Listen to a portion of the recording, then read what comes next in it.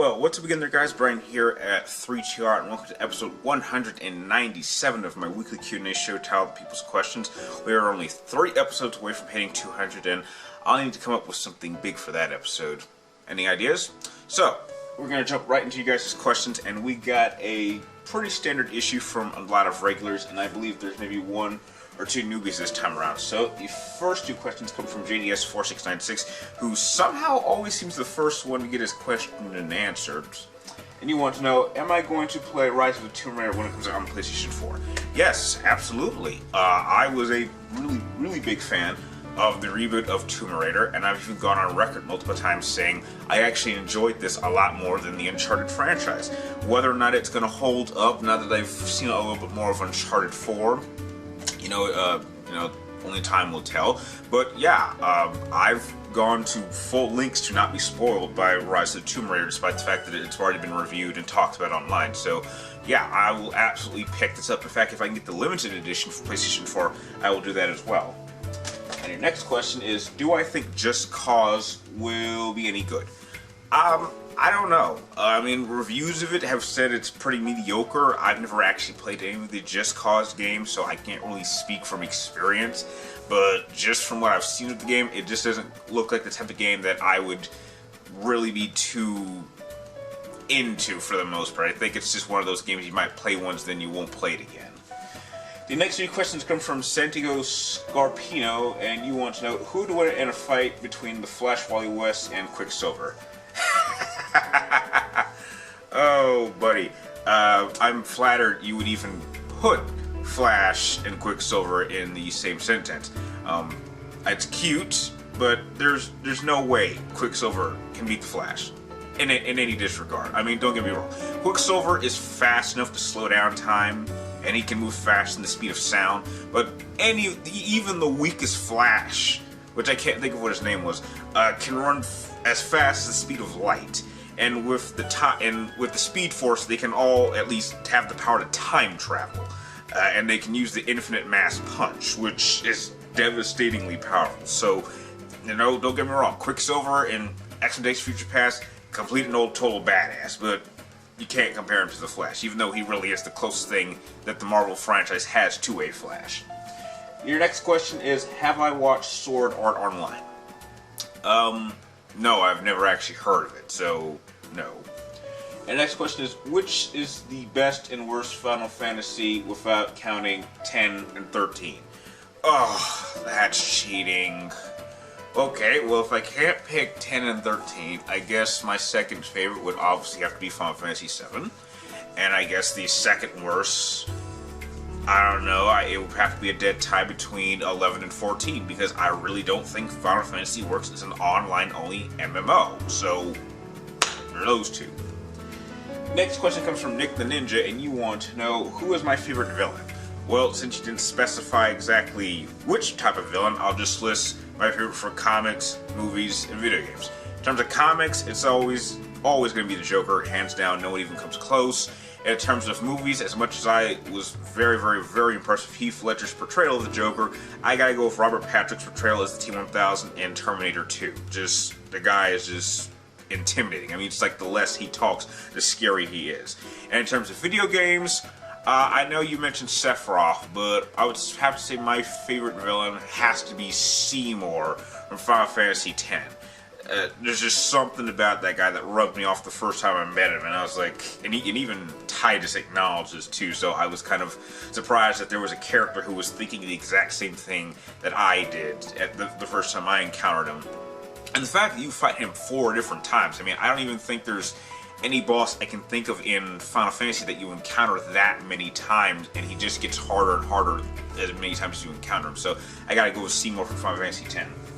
The next 3 questions come from Philip the Darkness March, and you want to know, do I think Arrow and the Flash can beat Batman and Superman?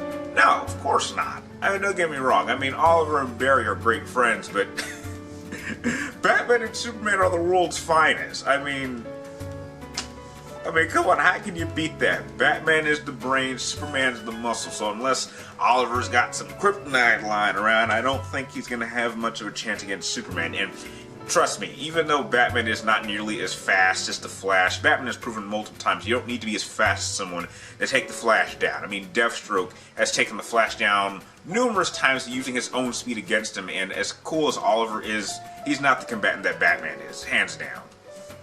Next question is, who do I think would win in a fight between the Federation and the Empire?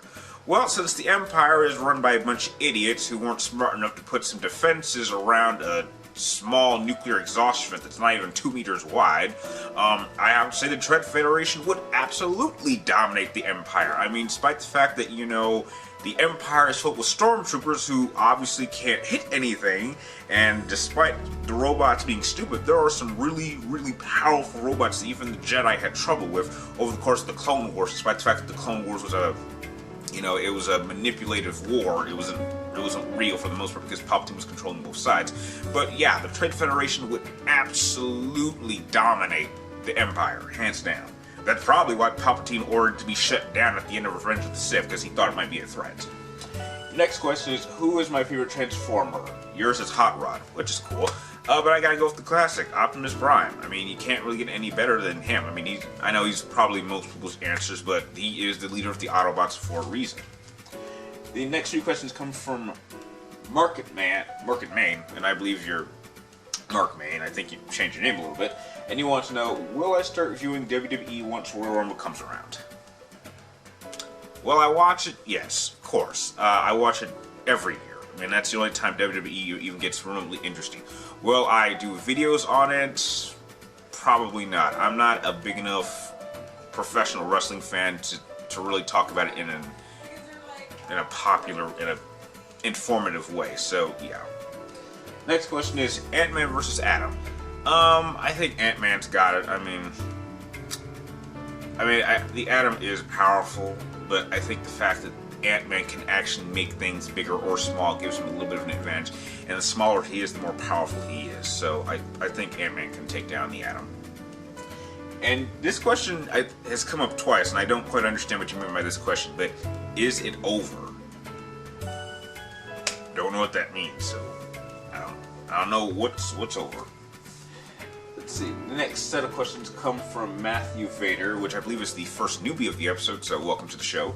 And you want to know, who do I think is better with survival tactics, Zoe from Left 4 Dead or Clara from Resident Evil 2?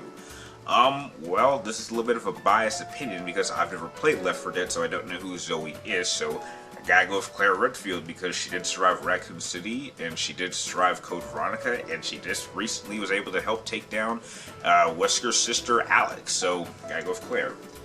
Next question, and who do I think is the better character between Alex Vance from Half-Life 2 or GLaDOS? Shockingly, I have never played Half-Life 2. I know, it's on my list of games that I need to play, but for some reason I just have never had the opportunity to play Half-Life 2, I know.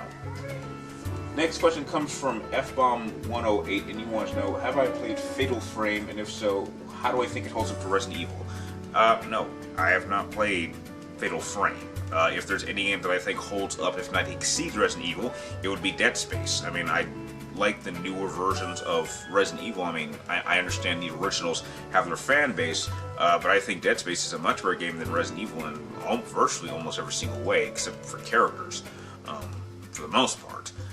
So in terms of Fatal Frame, I don't really have an opinion since I've never actually played it. The last set of questions come from William Lowry, and you want to know, what is my favorite holiday? I don't know. In terms of holidays, I don't know. Holidays are better when you celebrate with people, and in terms of yearly holidays, there's really not too many I celebrate. Haven't really celebrated Christmas in a long time. When you've spent thousands and thousands on dental operations, you kind of want to avoid Halloween.